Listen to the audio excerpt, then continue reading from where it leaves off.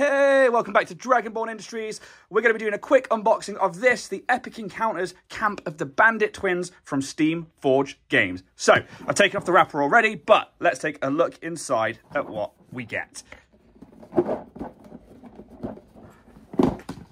If I can even get the lid off. There we go. So, we have our map, which is pretty standard for all Epic Encounter stuff. So actually, if I pull the box to one side, you can hopefully see the entirety of the map. So we've got this side here with this lovely bridge, watchtower and a forest. Looks to be in an icy cliff, maybe a cave just there as well.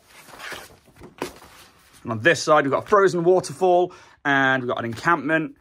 That skull over there, that's pretty cool. And some little peaks of stone in and amongst a winter forest. So that's the map that you get. Let's have a look. Little leaflet. Ooh, Island of the Crab Archon and Cove of the Dragon Turtle. We did an unboxing of those.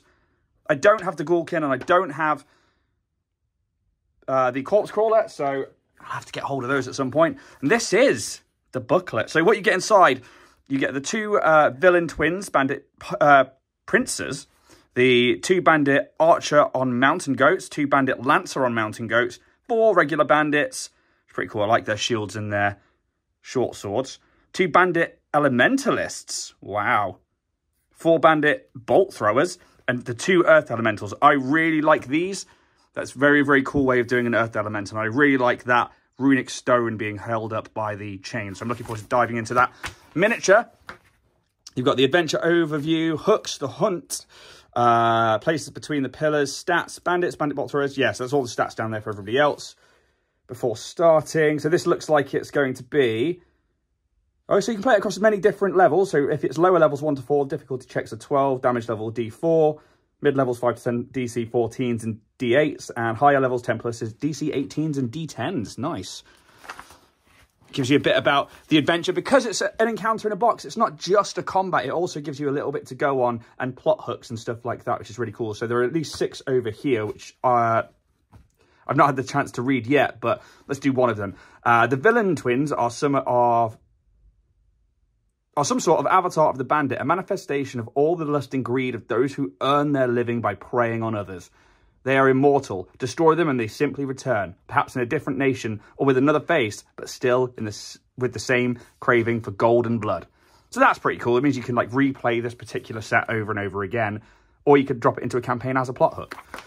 We've got more of the hooks just there. So the villain twins have many, many bounties on their heads the characters intend to collect. It's really that simple. Nice, simple plot hook. You've got the hunt. Got all the locations down here. So the watchtower dominates the landscape. It's both a protection for the bandits and during a hunt. It's the perfect viewing spot for one or both the twins. From this vantage point, there's little capable of hiding. So that's good for like players when they're trying to stealth their way in. They can try and stealth around the watchtower. You've got all the enemies, reinforcements so that you can keep the combat going, especially at higher levels. Starting positions for the characters within the plot hooks and also ways that you play it and during the encounter. Individual locations, so you've got the cliffs, which I'm assuming is this side of the map, and then the logs, which I'm assuming would be the other side of it. Frozen River, Cave, Aftermath, and her dead twin. Let's read that. That could be quite interesting, because they said they couldn't die earlier. If the character managed to slay one of the infamous villain twins, it goes without saying his surviving brother is less than happy. Fair enough. If only one villain alive for the final confrontation, the living twin gains +2 to his AC, an advantage on all attacks made against the character who dealt the killing blow to his brother. That's a good way of ramping up the urgency and the danger in a fight. Places between the place between the pillars. So that's going to be the other encounter. Just there. So yeah, these 2 outcroppings are going to be the pillars. Which is very, very cool. Look at that skull. Gigantic skull. So you've got a little bit of lore about that in there. Here we go with the stat blocks. So we've got the regular bandits, which are going to be 1/8 CR. You've got same with the bolt throwers. So one's a short sword, one is going to be a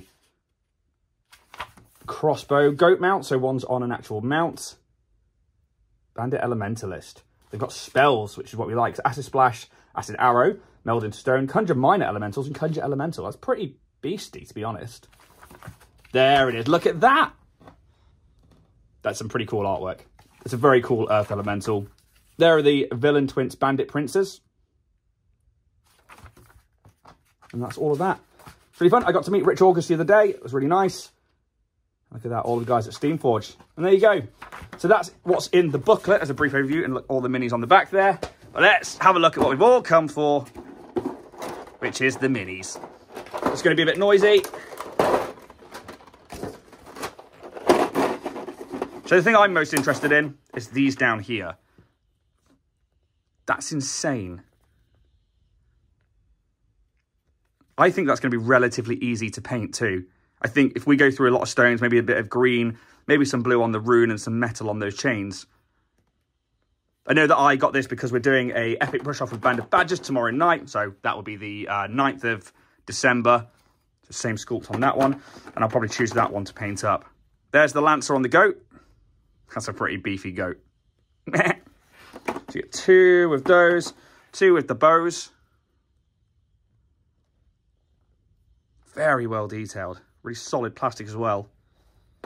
Then we've got, there are the pirate princes, I guess, or the bandit princes.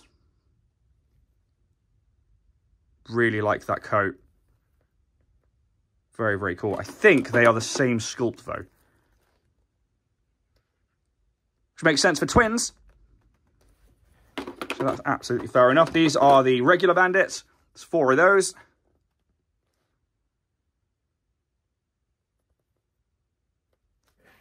And then we've got the Elementalist. Look at that cloak.